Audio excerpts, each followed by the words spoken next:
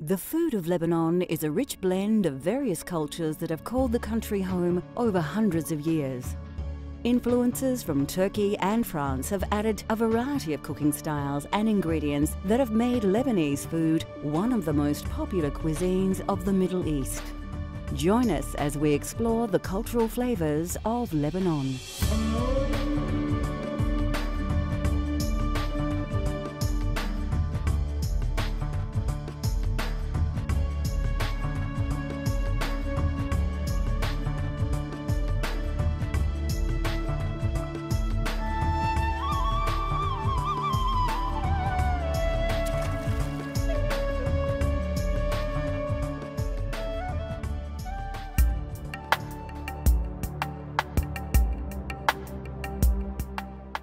Lebanon is situated on the Mediterranean Sea, sharing its borders with Syria and Israel, and due to its location has experienced many political and cultural upheavals, helping shape its identity. The normal staples of rice and grains are complemented by fresh herbs and spices rather than sauces, and meat, most notably poultry and lamb, is generally used in local dishes. Lebanese food is all about herbs. We focus on lots of green, parsley, mint, cucumber, radish, name it, all kinds of herbs. And we focus on lots of wheat and semolina and meat as well, and chicken. We are so fussy about olive oil, nearly with everything. And the olive oil, we drizzle it all around the dips. If you have baba ganoush or hummus, you always put olive oil. Lebanese food is actually, as the original, come from Lebanon. We didn't pick up our dishes from different countries like some countries. Similar to several other Middle Eastern countries, drinks are rarely served without food, and an array of small dishes of differing flavours are often presented to guests, known as meze.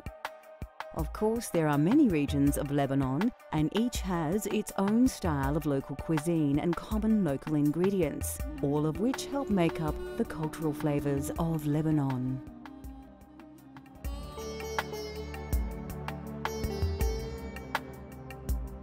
Traditionally eaten by mountain folk, tabbouleh has become one of the most famous of all Lebanese dishes. Featuring parsley, mint, tomato, lemon juice and olive oil, this healthy salad is commonly eaten as part of a meze. Meze is all kind of dishes, nearly little bit from everything, from salad to dip to labneh. It will be, if somebody ran you and they coming for drink or dinner, the meze is always on the table. And you can eat it any time of the day, brunches, lunch or dinner. Meze, it's kind of show you it's welcome in Lebanon, kind of hospitality. Can be as an entree for people when they come over. And, or it can be as an entree before you have your main meal. Some people, they do put the main meal and the meze all together on the table and they sit down and gather together.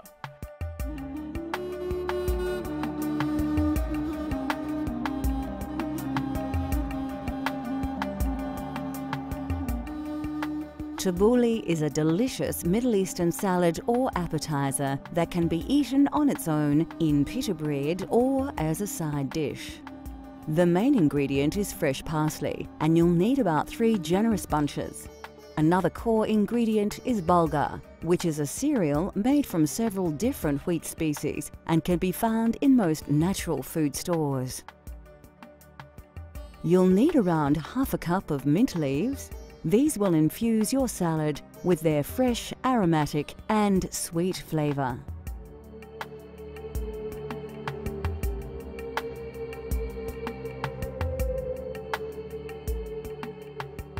The other ingredients required include about 3 or 4 medium-sized tomatoes, 1 bunch of finely chopped spring onions or salad onions and 1 brown onion. In order to bind the ingredients of this salad together, you'll need the juice from a lemon along with half a cup of extra virgin olive oil.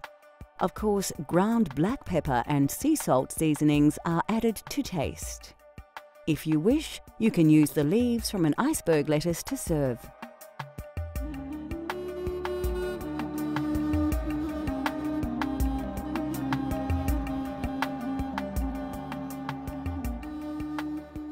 The first job is to wash the bulgur in water. Place the cereal into a large mixing bowl and cover with cold water. Drain the water off by pouring the bulgur over a large sieve. Then, place the washed wheat back into the first bowl. We can now begin the process of preparing the salad. Pick some juicy red tomatoes and slice them like so. Then put the slices on their side and dice them. Once all your tomatoes have been diced, place them in the mixing bowl along with the bulgur. Next, take a few bunches of fresh parsley and place them on your chopping board. Carefully pick up each sprig of parsley and hold them by the stalk in the other hand. This is a quick and easy way to remove the stalks from the leafy part of the herbs. Place the bunch onto the board, then chop and remove the stalks. Now chop the leaves like so, while holding them in a tight bunch. Add your parsley to the mixing bowl. The mint is the next herb to be prepared. Remove the leaves from the stalks and place them in a small pile on your chopping board. Finely chop them and put them in the bowl. Now we can start adding our other ingredients. Finely dice your salad onion and then season with a little salt and pepper. Then, continue dicing the onion to ensure that the seasoning is mixed in well. Add this to the other ingredients. For the next step, slice 2 lemons in half and squeeze them out. Remove the pips with a knife and then pour the lemon juice over your salad mix. Finally, take a good quality virgin oil and drizzle about half a cup over everything. Now we finished from the olive oil. What we have to do, just make sure we mix it with hand, go all over, let's bond all together, mix it with love. And the next step, it's the best step to do, try a little bit of it, see if we need more salt or pepper. It's absolutely beautiful. Doesn't need anything. Your tabbouleh salad is now ready to serve. Take a large handful using both hands and place it into a serving dish. Garnished with a wedge of lemon, this versatile and very healthy salad can be eaten alongside any number of other dishes or accompaniments. But by far the simplest way is to roll some tabbouleh inside some lettuce. Coming up on Cultural Flavours, a versatile meat dish and the essentials of Lebanese cooking.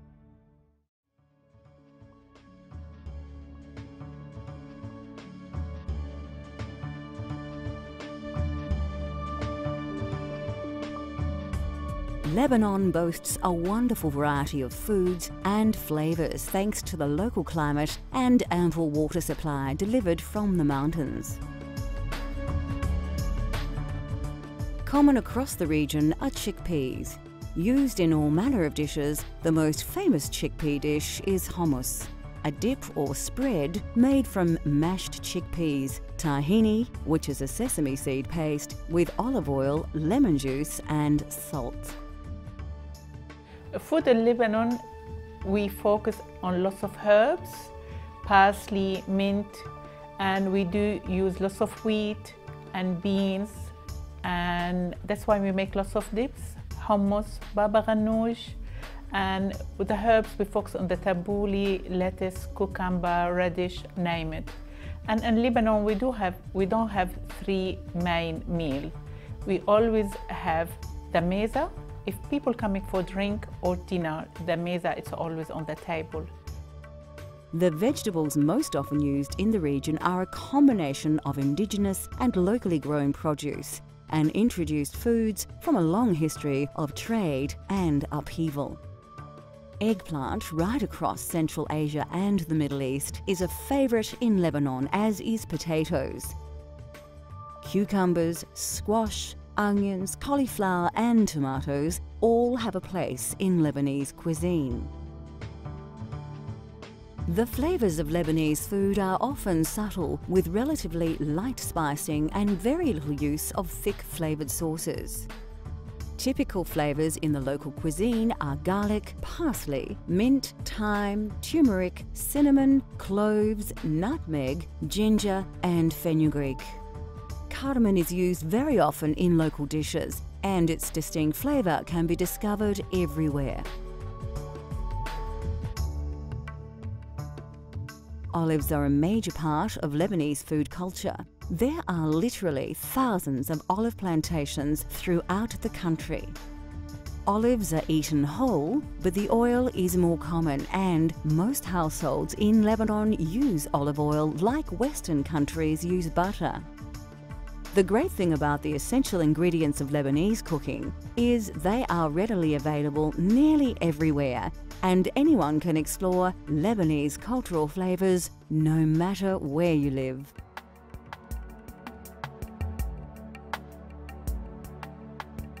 The Levant is a geographical region that includes the modern states of Lebanon, Syria, Jordan and Iraq. And kibbeh is one of the most characteristic foods of Levantine cuisine.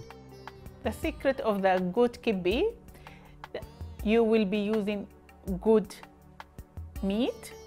Try to use good minced meat, and we do use onion and herbs. And when you put the crushed wheat, make sure it's being soaked enough, because when the crushed wheat is soaked, and goes through the food processor, they bond beautifully together. And this is the secret. And you can have a kibbeh, baked kibbeh, or you can have them kibbeh as a meatball and stuff with the stuffing, and we use it as an entree as well.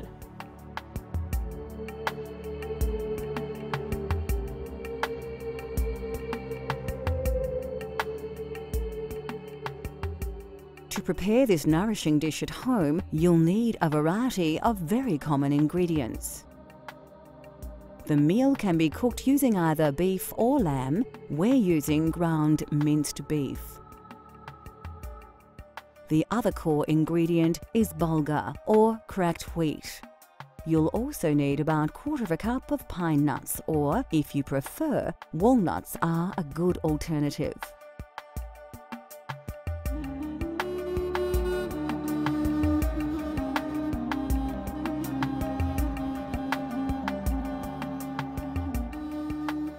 In addition to the core ingredients, you should also have 1 medium onion and about 1/4 cup of vegetable oil.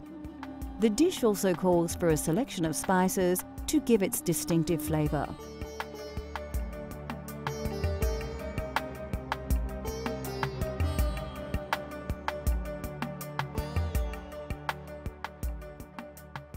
The first important thing to do is to allow the crushed wheat to soak. Pour around 2½ cups of dark fine bulgur into a mixing bowl and cover with water. Put to one side for about 15 minutes. Heat about 1/3 cup of vegetable oil in a saucepan to a moderate temperature. Meanwhile, remove the outer layers of a medium-sized onion and finely chop before adding straight to the hot oil. Regularly stir until the onion begins to pale in colour. Next, pour about 1/4 cup of pine nuts in with the onion and stir. Now we can add the meat. Simply toss the meat in with the other ingredients and mix well until the beef has begun to brown. Season well with salt and pepper. You will need about 1/2 teaspoon of each. Then stir well until all the meat has browned.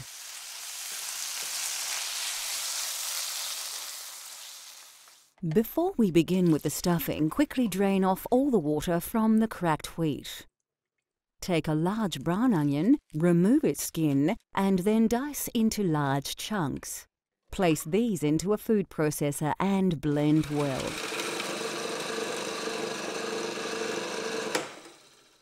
Tip the onion in with the washed bulgur, then add about 250 grams of coarse ground beef to the bowl. Now, to add a little seasoning and spice to the stuffing. First, scoop 1/2 teaspoon each of cinnamon powder and allspice before grinding about 1 teaspoon of salt and 1/2 teaspoon of ground black pepper over the meat. Now everything ready in the bowl. All we have to do now, mix it with the hand, make sure everything mixed together. If the kibbe a bit dry, all we have to add a little bit of cold water to make sure it's mixed together. And we take a little bit at the time, put it in the food processor for 1 minute, and we continue doing the processing, and the kibbe will be ready to finish it off in the baking dish. Once you've ground the kibbe together in the blender, put it to one side. Fetch a low circular baking tray and line it with some olive oil. Then pour some water into a bowl. Grab a handful of kibbe stuffing and place it into the tray. Press it down with your fingers. A little water will stop the stuffing from sticking to them. Repeat this until you have completely covered the base of the tray, but be sure not to use more than half your stuffing. Now to add the filling from the saucepan we prepared earlier. Scoop the meat filling over the base layer of stuffing and ensure the layer covers the whole tray. Once this is done, you can place another layer of stuffing on top. Making little patties in your hand will help make this process much easier. Finally, wet your fingers in your water and firmly press down the top layer of the kibbe. To give your kibbe an authentic look, use a knife to score a diamond pattern through the layers of your dish. A liberal dash of olive oil will help prevent the kibbe from drying out in the oven, which should be preheated to 180 degrees. Bake for 20 to 30 minutes until the top is firm. Kibbe can be eaten in numerous ways as a snack or as a main meal.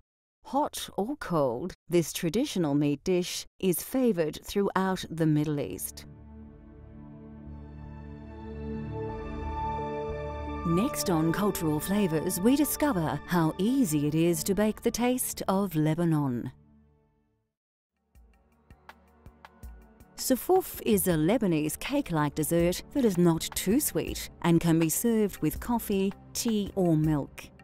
Those with large appetites will enjoy a serving of rice pudding on the side. When I grew up, all I can remember the coffee after the dinner or any time of the day. When they put the coffee, has to be some sweet come with the coffee.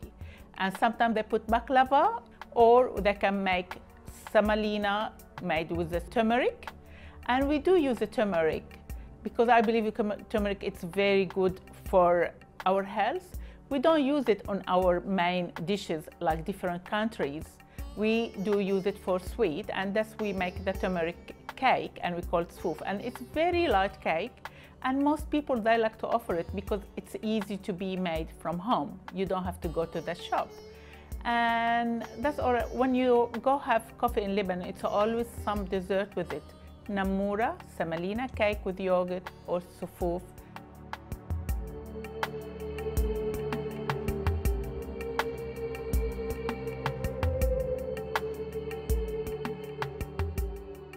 There are two parts to this recipe. The first set of ingredients you will need in order to prepare your cake. The main ingredients are 2 cups of self-raising flour, 2 cups of fine semolina, and 2 1/4 cups of sugar.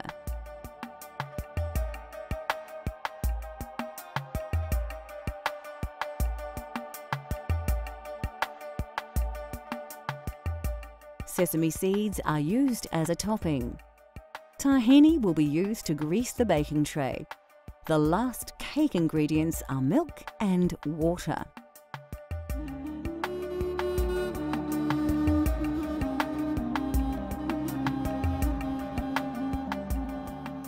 In order to make a Lebanese-style rice pudding, you'll need 1/2 cup of a short-grained rice, 6 tablespoons of sugar and cinnamon.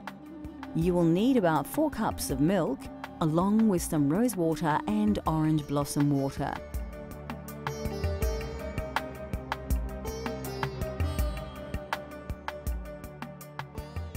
First, pour 2 cups of self-raising flour into a large mixing bowl. Then add the same amount of fine semolina powder.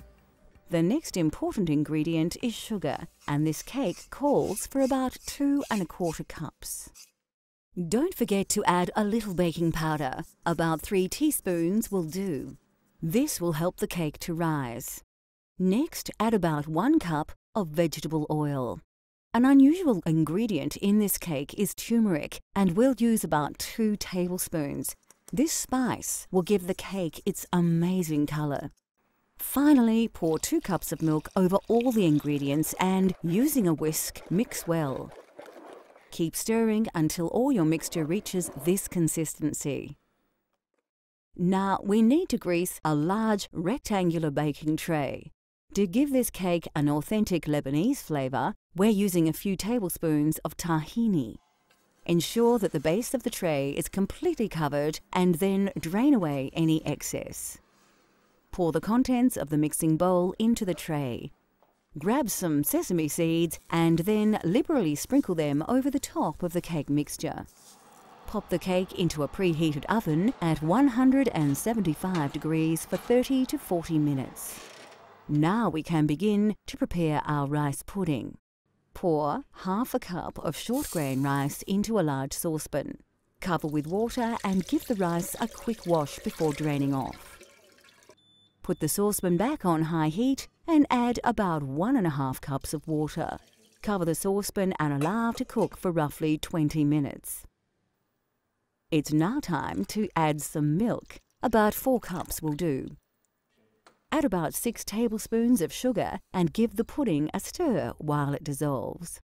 Once this is done, you can use a hand blender to give the rice pudding a rich and smooth consistency. Give it another quick stir and then reduce the heat. Finally, add a drop of rose water and a splash of orange blossom water to give your rice pudding a truly authentic fragrance and flavor. Serve this cake with freshly brewed Lebanese-style coffee. To finish your rice pudding, sprinkle with a dusting of cinnamon powder. This dessert will be loved by young and old and would be a fitting end to any Lebanese banquet.